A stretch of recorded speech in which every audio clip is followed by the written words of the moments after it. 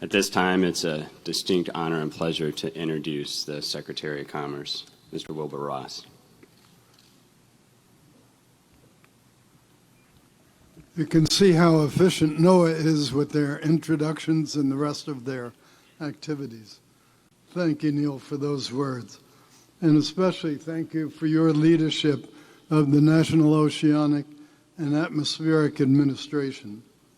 Welcome, everyone, and thank you for joining us today for NOAA's annual outlook on the 2019 hurricane season.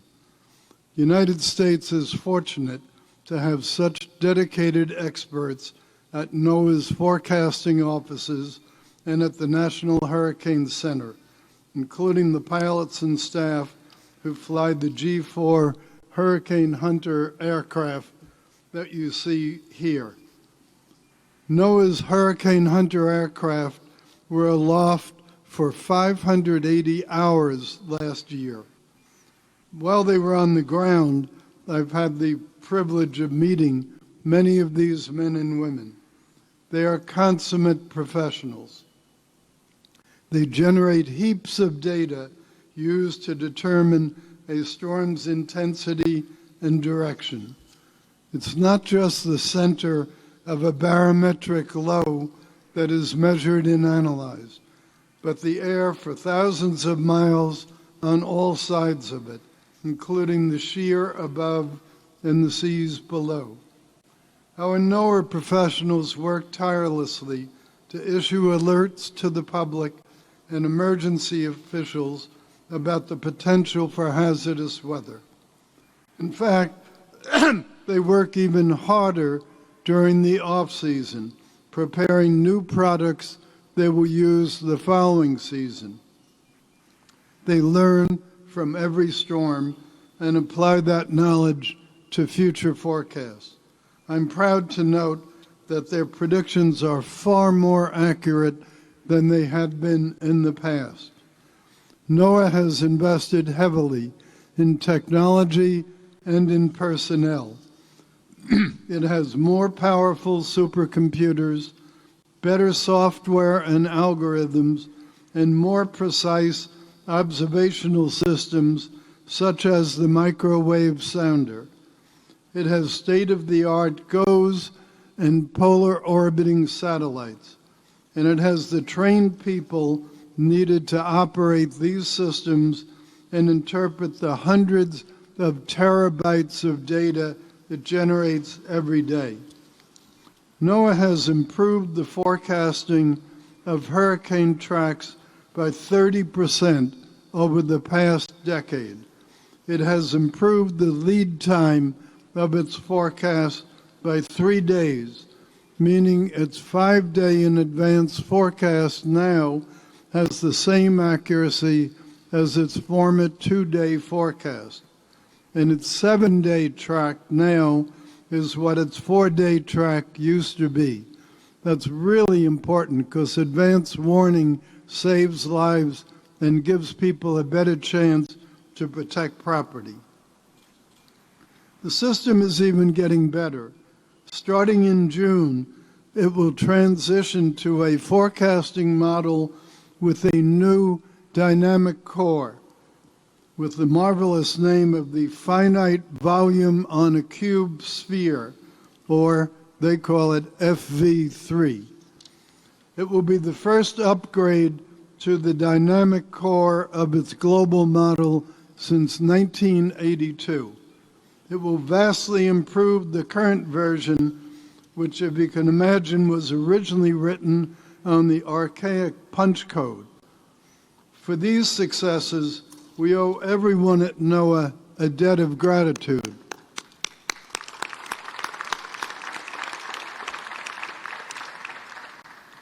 As a Florida resident, I'm acutely aware of the tremendous impact that hurricanes can have on lives, properties, and businesses. We just had an extremely busy hurricane season. As you may remember, at one point last year, 4 named storms were active simultaneously.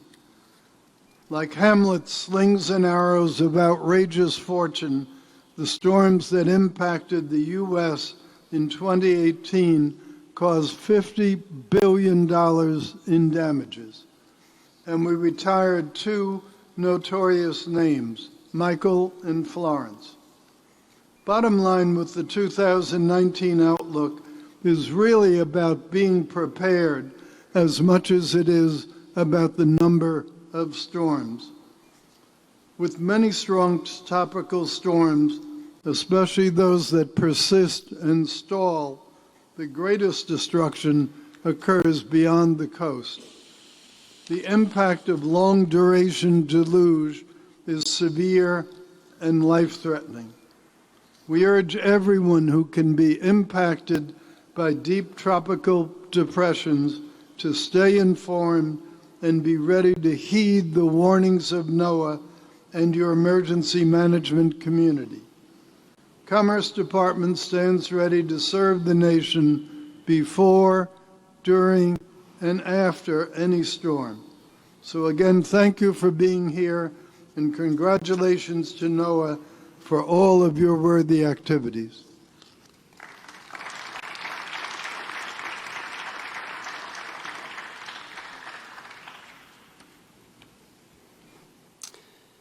Thank you, Mr. Secretary, for joining us today and for your continued support of NOAA. The primary goal of today's Outlook is to encourage the public to take steps to prepare before the hurricane season, which begins on June 1st. Preparing means reviewing and creating your emergency evacuation plans and gathering your supplies now in case your area is hit by a hurricane. We will hear more about preparedness from FEMA shortly. Before I announce the 2019 hurricane season outlook, I would like to discuss how NOAA is prepared to keep the public informed and safe this season. At NOAA, we strive to deliver timely and accurate forecasts supported by sophisticated weather models, which are fed incredible amounts of data from sources such as NOAA's satellites, as well as dropsondes deployed from the Gulfstream 4 you see behind me. The King Air turboprop, which is over here, is vital to NOAA's post-hurricane response assistance. It's used to conduct low-altitude aerial surveys of coastline damage, helpful to emergency managers and homeowners who have evacuated.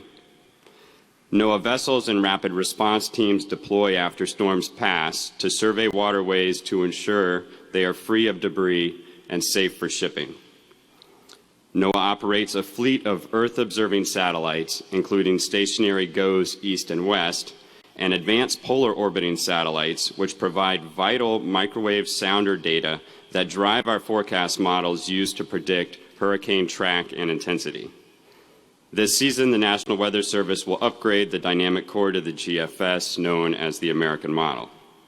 This will mark the first revolutionary upgrade to the dynamic core in decades and represent the first step in re-engineering NOAA's global forecast system to provide the best possible science-based predictions to the nation.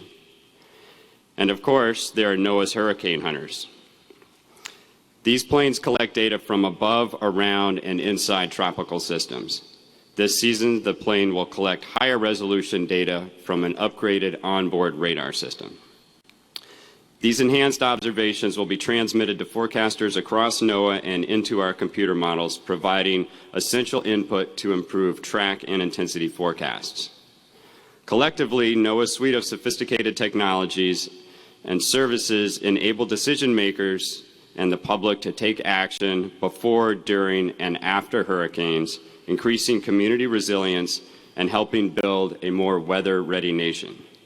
Now, on to the 2019 Atlantic hurricane season outlook. This includes all activity in the Atlantic Ocean, Gulf of Mexico, and Caribbean from June 1st to November 30th. Atmospheric and ocean conditions that factored into this outlook include competing signals.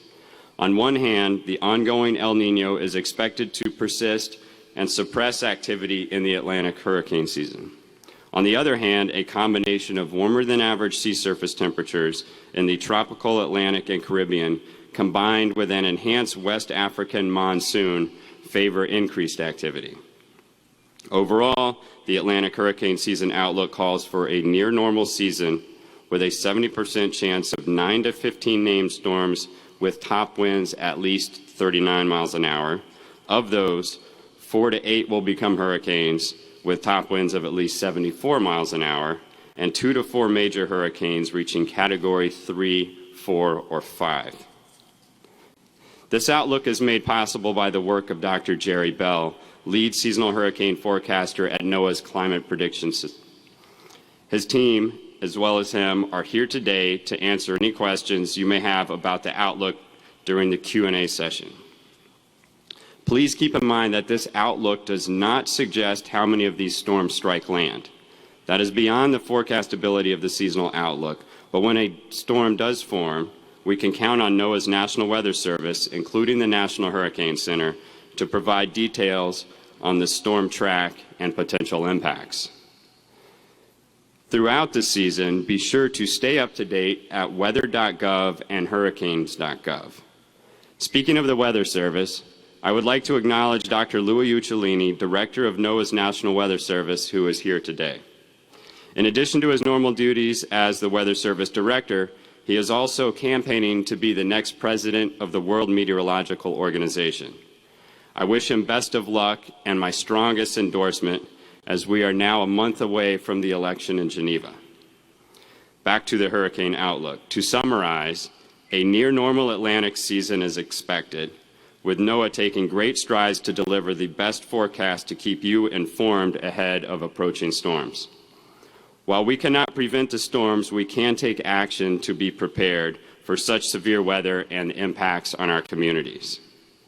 I would now like to invite FEMA's Dr. Daniel Kanuski to discuss what people can do this upcoming season.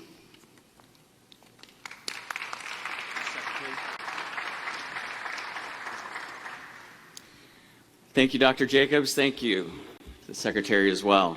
My message today, it only takes one. It only takes one landfalling hurricane to cause great destruction to a community. Thus, we need to prepare now. Now, of course, that includes our state and local and federal partners, but it also means you.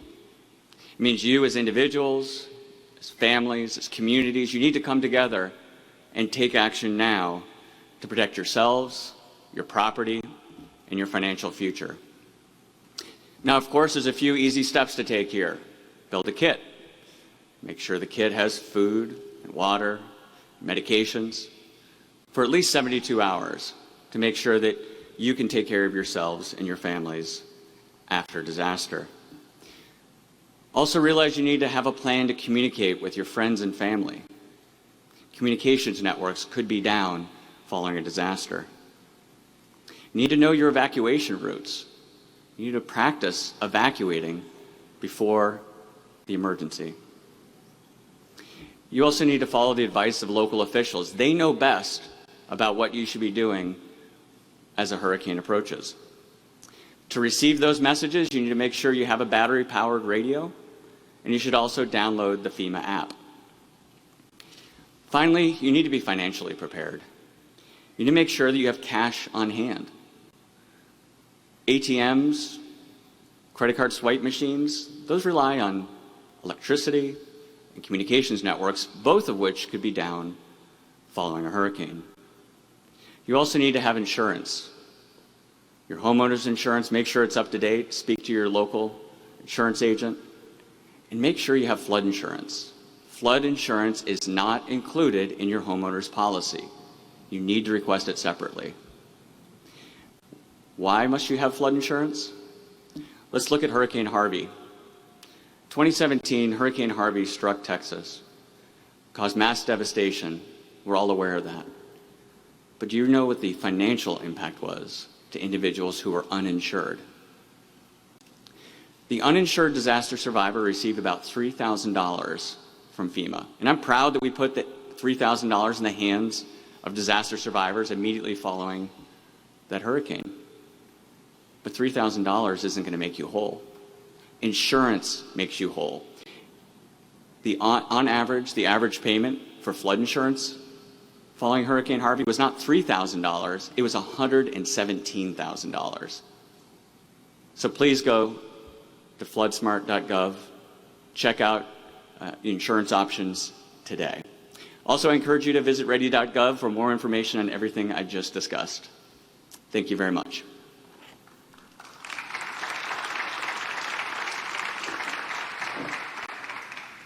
Thank you to our speakers, and we will now have the Q&A portion of the program. I would like to welcome Dr. Jerry Bell to the stage to help address questions.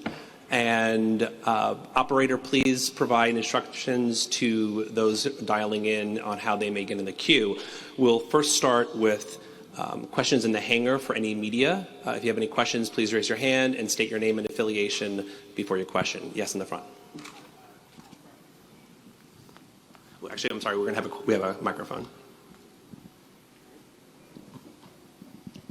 Hi, Tom Frank from E&E News. The Secretary talked about how the short-term forecasts are getting more and more accurate.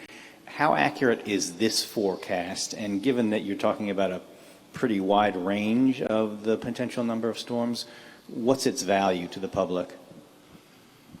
We issue our ranges of activity, named storms, hurricanes, and major hurricanes, with a 70% likelihood.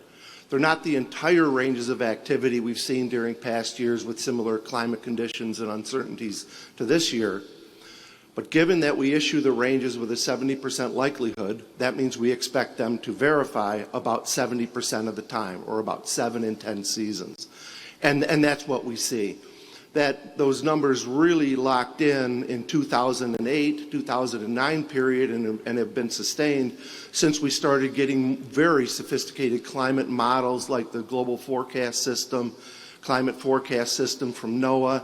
We have now significant modeling efforts from the Geophysical Fluid Dynamics Lab at NOAA. So the bottom line is we verify each of those ranges. We expect to be accurate in 7 out of 10 seasons, and they are.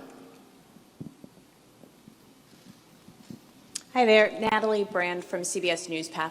What did you learn from last season, and how does that inform your preparation for this season?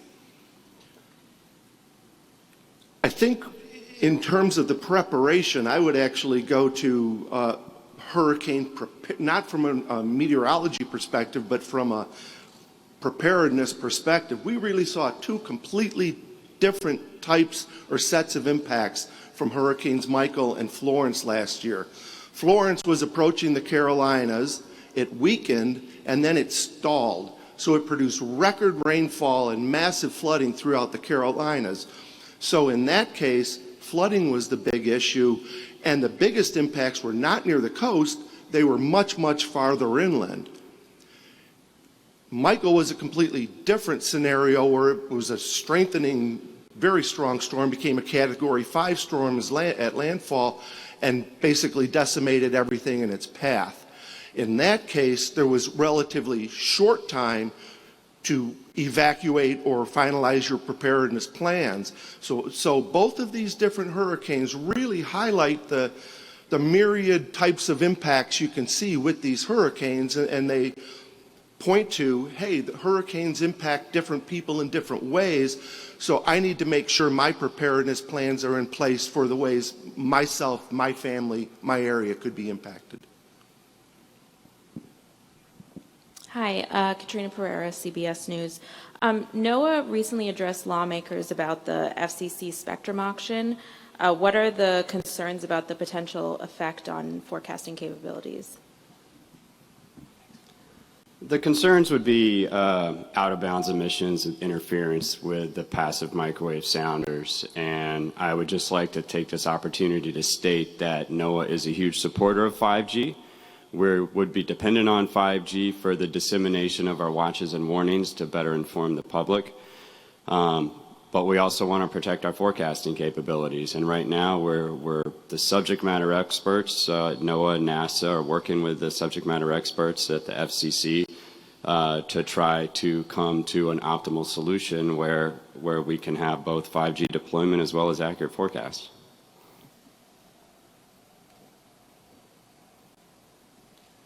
Any other questions in the room?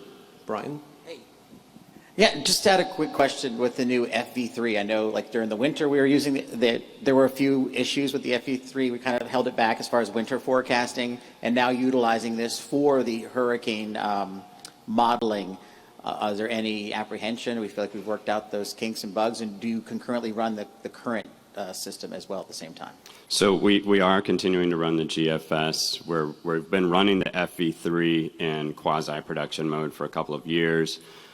There was 2 different bugs, one in the radiation and one in the snow depth accumulation. Those have been addressed. We've gone through retesting and verification, which is in the process right now. We have a date set mid-June to operationalize it, assuming we don't discover any more issues. But I'm confident that it's going to be more skillful than the current GFS. The back testing and verification process on previous storm seasons have proven that, so I'm very optimistic that we're going to have an upgraded forecast skill this year.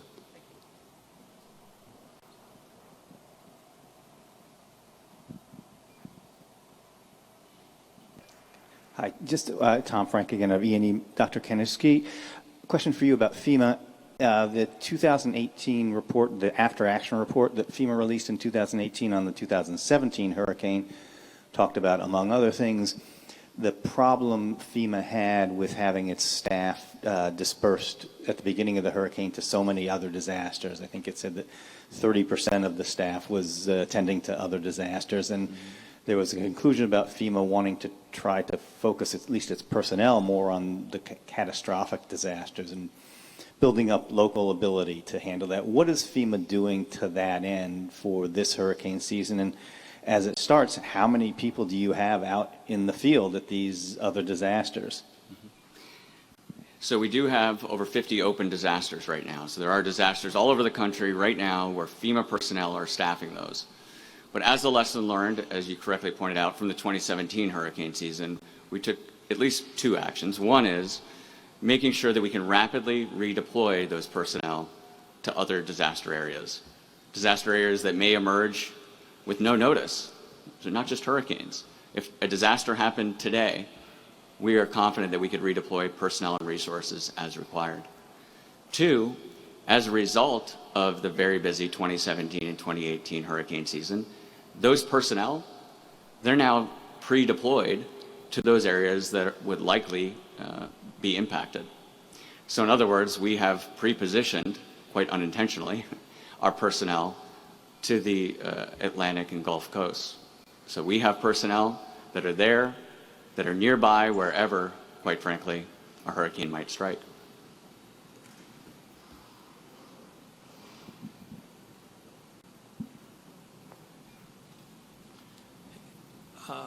Operator, please remind the callers on the phone on how to get into the queue to ask a question. Any final questions in the room before we go to the phone? And we will come back to the room afterwards. But operator, can you please send us the first question and provide the name and affiliation? Line is open. Yes, thank you. This is for Jerry. In terms of, well, first off, almost all the other private and CSU and all those are calling for more of a below normal season, so especially because of the El Nino. Can you explain a little more detail why you're more closer to normal than below normal? Is it more the warm seawaters, which is always the case, and is that climate change oriented, or is it the monsoon, more the West African monsoon, and can you explain how that would affect this? Thank you. Sure.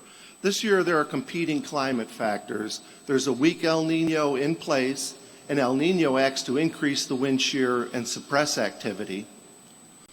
Competing with El Nino is the ongoing patterns that we've seen since 1995 in association with the ongoing Atlantic high activity era, where the tropical Atlantic Ocean temperatures will be expected to be warmer than average, and with that we're expecting a stronger West African monsoon. So that warmer temperatures, stronger West African monsoon, they favor more activity. So it's these competing factors. There's some uncertainty based on model predictions as to how strong each of those factors will be. Most models at this point are predicting a weak El Nino with limited impacts, and most models at this point are predicting warmer Atlantic temperatures, but not too warm. So it looks at this time that a near normal season is most likely. But mind you, that's still a lot of activity. 9 to 15 named storms is a lot. 4 to 8 hurricanes is a lot. 2 to 4 major hurricanes is a lot. So the key message is we're expecting a near normal season, but regardless, that's a lot of activity. You need to start getting prepared for the hurricane season now. And the climate change factor? I mentioned the main factors that are going into this season's outlook, the El Nino and the conditions over the tropical Atlantic. Just to hit this from major climate patterns, the El Nino-La Nina cycle is a major factor that influences hurricane activity from one year to the next. There's longer-term patterns. For the Atlantic, the main one is called the Atlantic Multi-Decadal Oscillation, or AMO for people who know this word. This is a pattern that lasts anywhere from 25 to 40 years historically. And that pattern, since 1995, has been associated with warmer Atlantic temperatures, stronger West African monsoon, which has really been giving us the increased activity since 1995. There's no indication that we're out of this high activity era or this warm phase of the AMO. So those are really the two main climate factors for this year's hurricane outlook. Thank you. Thank you. Next question. Tony Wood, Philadelphia Inquirer. Your line is now open. Jerry Bell, Tony Wood in Philadelphia. Yeah, you just addressed the question that I had, basically. So we are still in this active period that began in 95. Do you see any indication at all that the cycle is in any transition, or is this basically impossible to know? It's one of those things that you know you're out of it when you're out of it. We're not seeing any indication that we're getting out of this high activity period yet. As far as predicting when it will end, there's no way to know. I mean, this cycle goes way back. We see it way back into the late 1800s when we started getting kind of decent ocean data to even be able to monitor these patterns. But no, there's no way to know. Thank you. Our next question comes from Brian Sullivan, Bloomberg News. Your line is open. Hi. Jerry, the last 5 years, there's been a storm or two before the official start of the season. Is there any kind of long-term trend expected there?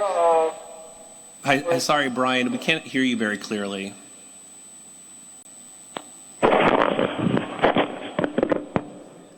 That didn't help either. Brian? Operator, can we get the next question? All right. Our next question comes from Josh Solomon, Tampa Bay. Your line is now open.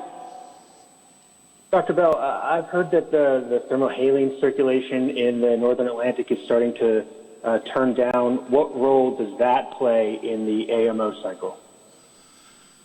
Let me back up for a little bit. There's what's called the Atlantic thermohaline circulation. It's a deep ocean circulation in the Atlantic basin. It's a clockwise rotation, and the changes in that circulation are associated with these multi-decadal changes in the Atlantic multi-decadal oscillation. So they're part and parcel of the same thing. The thermohaline circulation is the deep ocean part of this circulation. Various studies are indicating that may be changing, but what we've seen in the still through the last several seasons is the Atlantic Ocean temperatures are remaining warmer than average. The West African monsoon is remaining stronger than average. I mean, last year was a very strong West African monsoon and helped to really strengthen last year's season. So no, we're not out of this high activity era yet.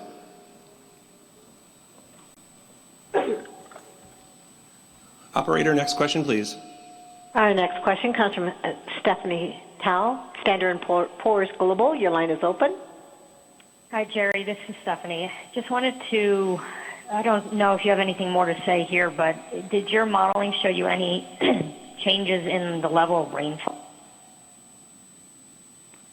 Any changes in the level of rainfall? they stall like Florence, but we have been seeing a lot of rain and flooding, so I just wanted to check there.